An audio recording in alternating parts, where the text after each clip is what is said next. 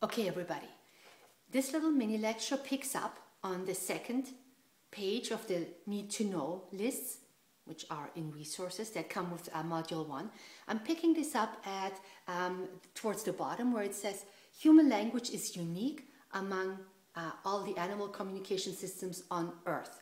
So this is a really big topic, an interesting one, and a very controversial one. People love to argue this point, and I want to tell you exactly where linguistics comes from.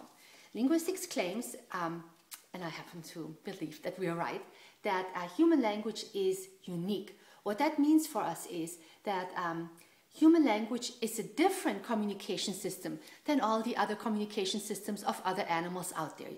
There are as many communication systems on this planet as there are animal species. You realize we're just one of the primates, right? And so there's a way in which bees communicate, there's a way in which wolves and dogs communicate, there's a way in which pufferfish communicate. So pretty much every living creature out there has a communication system. Within these communication systems, human language is unique. I want to talk about this because people often argue that, and they think that this is misunderstanding other animals and not giving them credit. So linguistics is not trying to say that humans are so super special and other animals are not. We're not trying to say that we're so super smart and other animals are not. We know that dolphins are probably smarter than humans are, but okay, at least they're not destroying the earth. Anyway. We are not claiming that humans are so super special. We know that we share most of our DNA. I think it's up in the 90% range of how much DNA we have in common with the other primates, gorillas, the orangutans, chimps, and so on. So we're extremely similar to our closest relatives, the other primates. What sets us apart very much, though, is language, human language. So I'm not saying that other animals are dumb. They have very sophisticated communication systems. Think about the honeybees. Honeybees find a food source. If it's very good, they go back to the hive and they share the information with the rest of the hive on where to go and find food by performing a certain dance. And the way in which they dance indicates to the other bees how far to fly, in which direction to fly, and at what angle to the sun. Think about that. If they told me to get somewhere by using the angle to the sun, I would never get there. Maybe some of you would, but I wouldn't. Am I ever glad that we have a GPS system? So other animals have incredibly sophisticated communication systems that we cannot tap into. But human language is still very, very different. For one thing, we are sitting around now, communicating with one another, thinking about the finer points of animal communication. As far as we know, no other species has the ability to do that.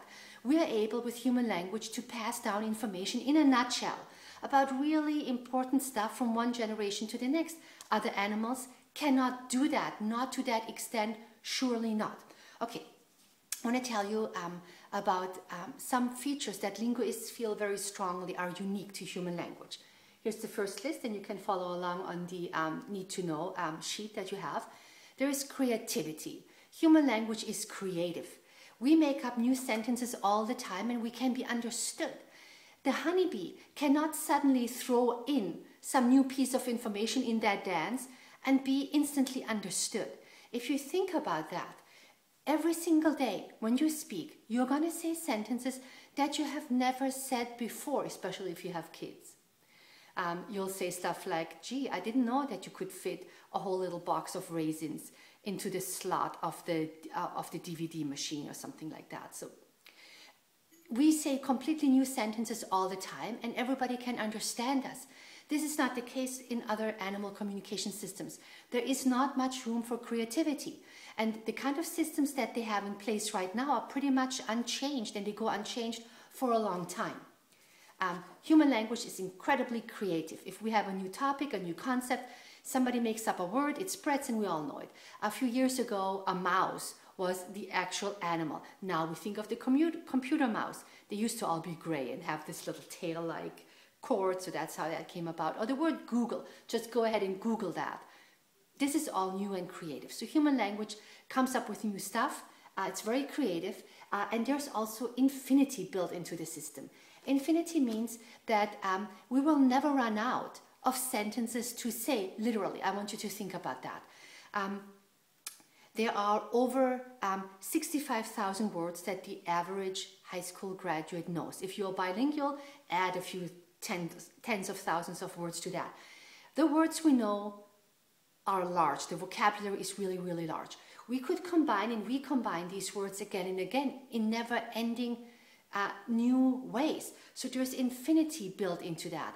Let me give it to you like that. A dictionary is finite. It lists all the words a language has, and it's finite, meaning there's an end to it. Our brain, where it processes language, there's an end to that as well. We cannot dedicate the entire brain to being nothing but a language processor.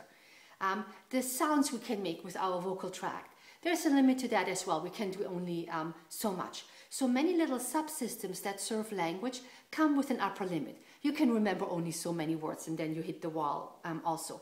But out of that, we can create an infinity. So going back to the dictionary lists all the words of a language. The dictionary could never write down all the sentences of a language because there's virtually no end to them.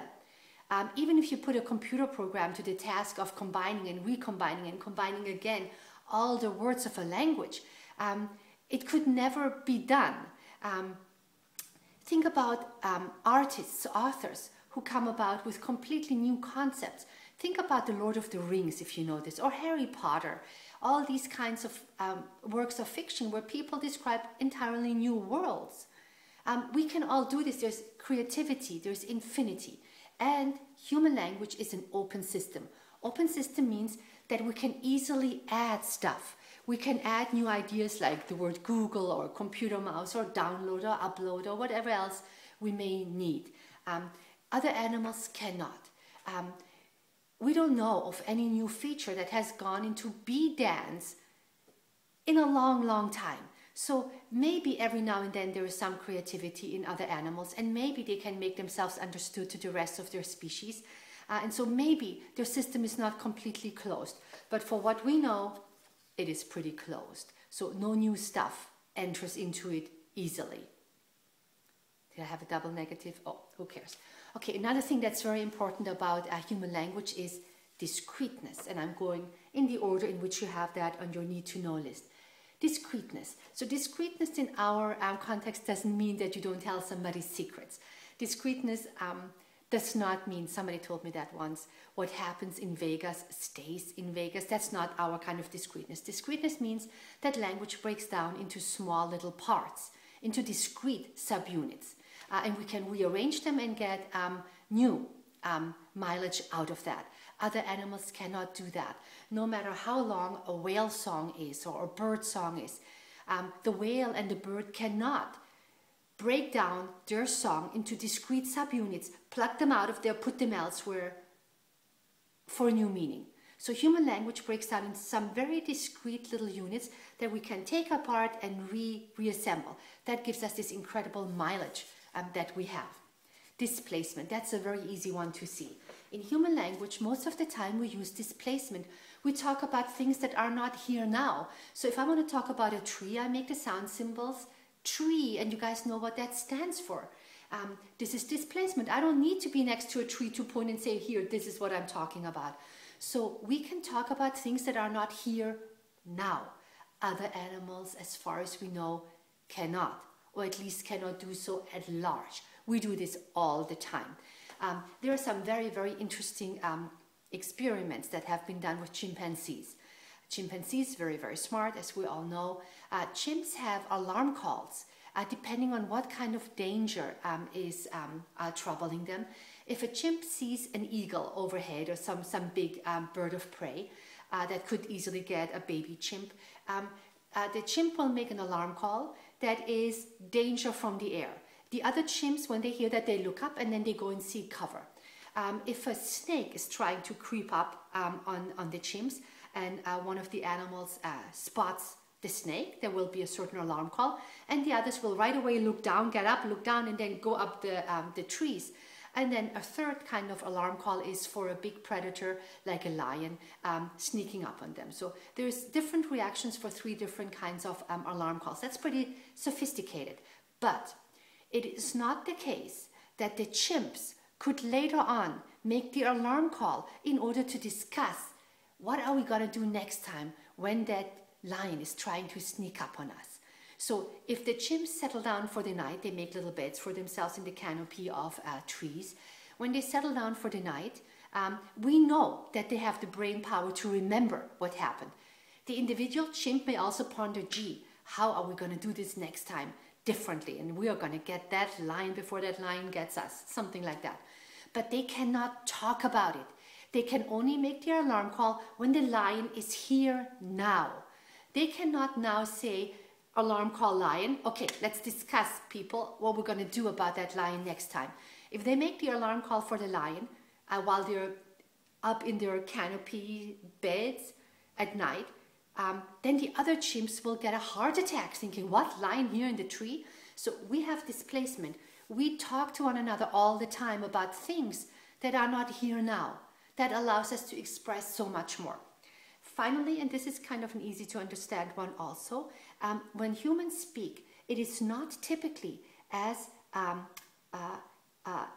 result of an external stimulus. If you communicate because of an external stimulus, this is like something happens to you, you drop a box on your feet and you yell your favorite word that you say in situations like that, oh, bleepity bleep, something like that. That would be the outside world causing you to vocalize. If you get hurt and you go, oh, or if you see danger and you say, hey, something like that. That is the outside world causing you to vocalize. Most of the time when we communicate, it's an internal stimulus. We want to. I want to tell you stuff. That's why I'm talking to you. So we typically communicate because of an internal stimulus. Most of the time, other animals communicate because the outside world makes them. Okay, external stimulus. Let me see if there was something that I wanted to tell you yet about that. No. Okay, so I'm going to move on now to animal experiments. So linguists then claim that human language is unique to our species, that it is that little part of the genetic code in us that is different from other primates. That little part contains human language and makes us completely different. There are biologists and some physical anthropologists who disagree with that because they kind of think that we're not giving other animals enough credit or whatever it may be. It's not meant to be like that. And so from the beginning, and this was actually also a Chomsky idea, a Noam Chomsky idea that human language is unique. From the beginning, when these views were voiced by linguists, biologists wanted to prove us wrong. And so there were a number of really famous experiments with other primates trying to teach them language. I want to introduce two of them to you. Koko. Koko is a gorilla who was taught to use human sign language. And the other one that I want to talk about is Nim Chimpsky. Nim Chimpsky is a chimp with whom they made an experiment to see if Nim Chimpsky would learn language. The name Nim Chimpsky was picked to poke fun at Noam Chomsky. So Nim Chimpsky, as a small little orphaned chimp, was adopted into a family and was brought up alongside the family's little boy. And they thought that in the right environment, Nim Chimpsky would start with language. That never ever happened. It was actually a very tragic experiment because poor Nim Chimpsky, when they were done with the experiment, didn't know how to behave like a chimp, didn't know how to behave like a human, and it was very, very sad. And actually, that's warning, that's my personal opinion. I think it was an exercise in cruelty towards the animal. They found out the hard way that Nim Chimpsky and all other primates have very different vocal tract. The vocal tract goes from the throat up until the nasal cavity. Very different vocal tracts than humans do. And so it is impossible for a chimp to make human sounds. This is where Koko comes in. Koko is a gorilla, and instead of trying to teach Koko spoken language, they taught Koko American Sign Language. And Koko has become very good with this. It's very, very impressive.